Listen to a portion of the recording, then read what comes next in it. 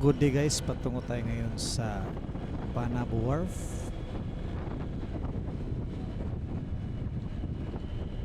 Nandito tayo ngayon sa highway ng Tagum City,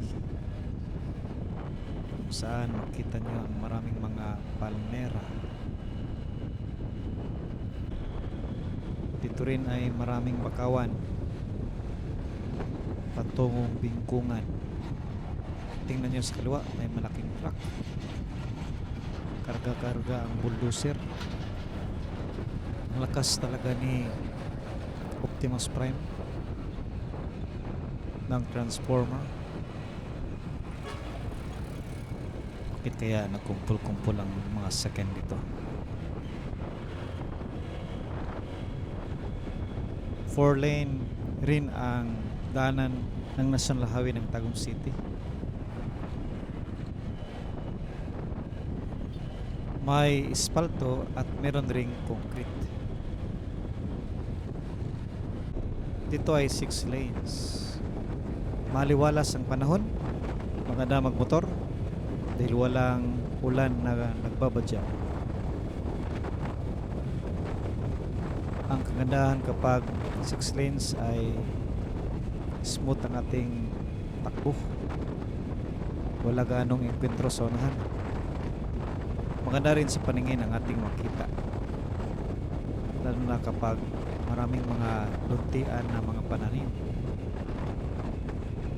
Nandito na tayo ngayon sa Bingkungan, kung saan makita natin dito ang malaking ilog, yung tubig ng Lake Asuncion. Dito yan naipon sa Bingkungan River, kaya kung tumatagal ang ulan, hindi humupa, ang baha ay tumataas, lalo na kapag dito sa May Carmen banda.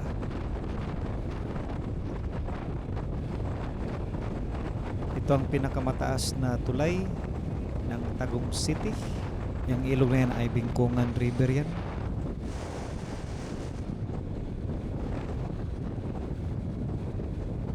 Ito ang Bingkungan Guadalupe Bridge. Sa unahan ay makita natin ang Municipality of Carmen. Maganda rin ang daanan dito, espalto. Dito sa Carmen lowland area rin ito, kagaya ng Asuncion. Marami rin dito mga palayan. Pag hindi humuhupa yung ulan, straight ang ulan, katsbisin itong Carmen. Yan guys, maraming mga palayan, kagaya rin ng Asuncion, diba? Meron din mga color yellow na dahon na punong kahoy, kagaya doon sa Bukidnon.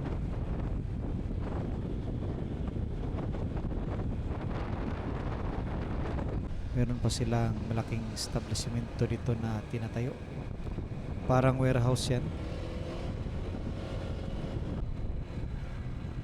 Malapit na tayo sa Tuganay River, Tuganay Bridge, ang kontrobersiya na tulay dahil matagal natapos, kahit maliit lang.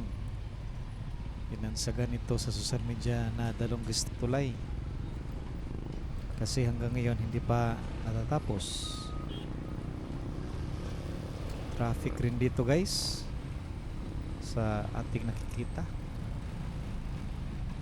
Nagsasalubong ang mga malaking sasakyan.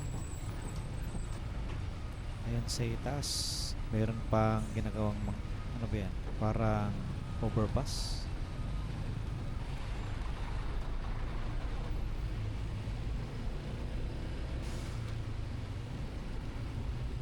Sa kaliwa ay may tulay na ginagawa. Ito ang Tuganay Bridge. Maliit lang ang ilog, diba? Pero bakit matagal natapos?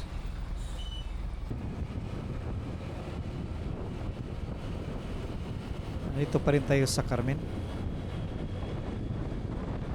kaliwat kanan, yan ang mga balutan ng Carmen. Kung gusto nyo kumain ng special balot, stop over kayo dito sa Carmen. Espalto rin ang madaanan natin dito. Smooth rin ang ating takbo. Malapit na tayo sa kanilang sentro.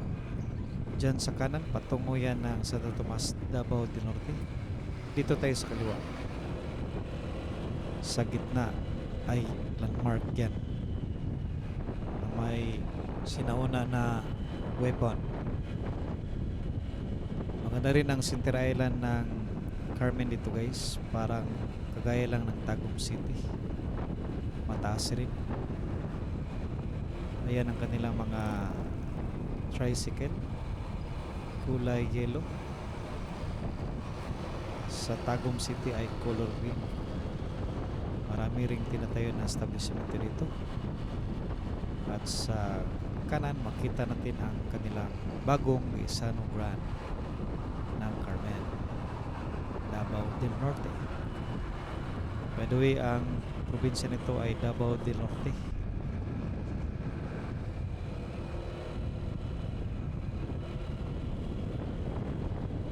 Pagkatapos ng Carmen ay ang Panabo City. Malapit lang, dikit-dikit lang ang mga munisipyo at city dito. Sa Panabo City ay espalto rin. Maganda rin ang kanilang daraanan. At ayun, nakikita na naman natin si Optimus Prime. Ayan si Optimus Prime, oh. May katabi pa na bus. Tingnan nyo naman ang dalawang hari ng daan nito. Ayaw mag-overtake. Dalawang malalaki. Good morning, Optimus Prime.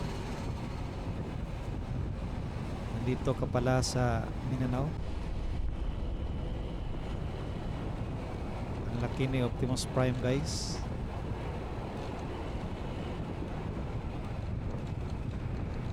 Paunahin natin si Optimus Prime. Ito ang flyover ng Panabo City. Dito tayo sa kaliwa, patungong Panabo Wharf.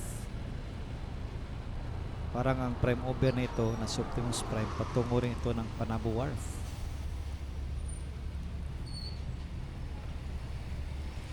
Color yellow rin ang mga tricycles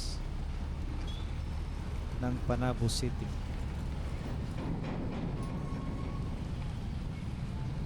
Sa Davao del Norte may tatlong cities: Island Garden City of Samal, Panabo City, at ang Tagum City. Ang Tagum City yan ang capital city ng Davao del Norte.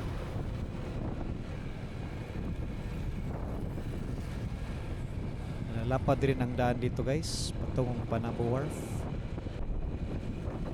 Punta pala tayo ngayon sa Panabo Grace Gospel Church of Christ Things to Commission,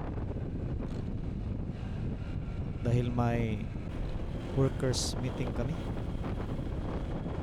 Ang pangalan ng aming workers meeting ay Guapo. Guapo, G-W-A-P-O. Ang ibig sabihin niyan ay Grace Workers Alliance for Progress Fellowship. Doon tayo patungo. Hindi ko nakabisado ang daan dito dahil matagal na ako hindi nakapunta dito sa Panabo Wharf. Pero ang landmark ko kapag pumunta ako nung una dito sa Panabo Wharf Church, may eskwelahan yan na ating makikita. Maraming mga trucks dito. Pantalan kasi. Tingnan nyo naman, kaliwat kanan ang malalaking mga trucks.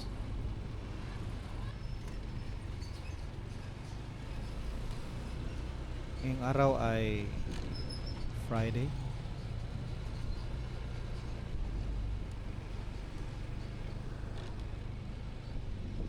Dito. Parang dito guys. Dito tayo sa kanan. Sa unahan, makita natin ang Panabo Wharf Church. Sana ba yun? Maraming ng mga kabahayan.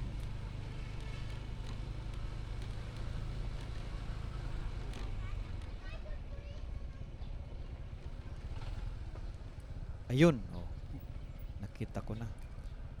Marami na palang nagbago dito. Wala na yung pastoral ni Pastor Jules Dalumpinis.